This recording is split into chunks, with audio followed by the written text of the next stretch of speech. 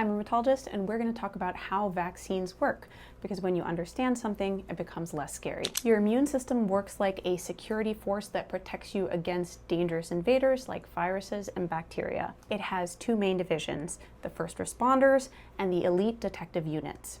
The first responders are your innate immune system.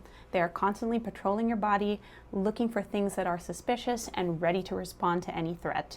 When something suspicious enters the body, like viruses or bacteria, they spring into action, send alarm signals, and start fighting off that invader. They recognize general danger signals, like "this doesn't belong here," but they cannot identify specific criminals.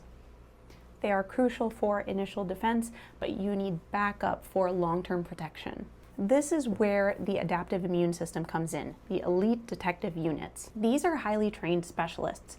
The B cells produce antibodies that are like wanted posters, and T cells hunt down infected cells and destroy them. Each detective is trained to recognize one specific criminal, one specific virus or bacteria. The problem is, when you encounter a new threat for the first time, your body does not have detective units that can identify that specific criminal and respond to it. Your body needs time to identify that threat, to train detectives, and to build up enough forces to fight off the invaders.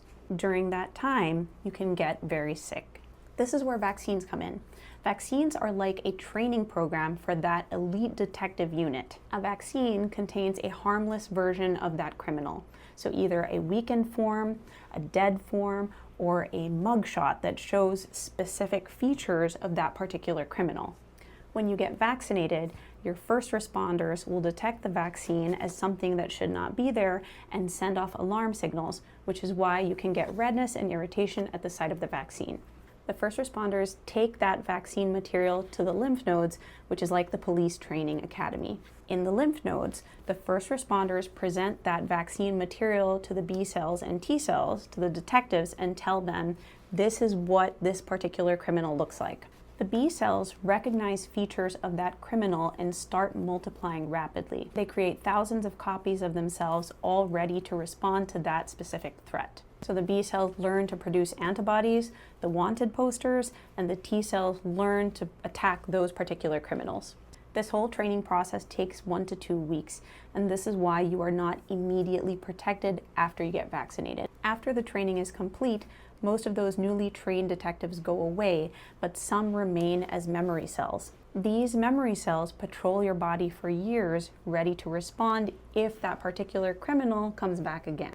Now imagine that a real virus or bacteria invades your body months or years later. The memory B cells will identify it, wake up, produce antibodies, and your body can deal with that threat immediately. Without a vaccine, your first encounter with a dangerous pathogen is like dealing with a new criminal with only those general patrol officers available. By the time your body trains specialized detectives, you may be seriously ill. With a vaccine, you've already trained your elite detective units in advance. Vaccines work with your body's natural defense system. They don't replace it or override it. They give your immune system a head start, and that's why they're one of the most effective ways to prevent infectious diseases.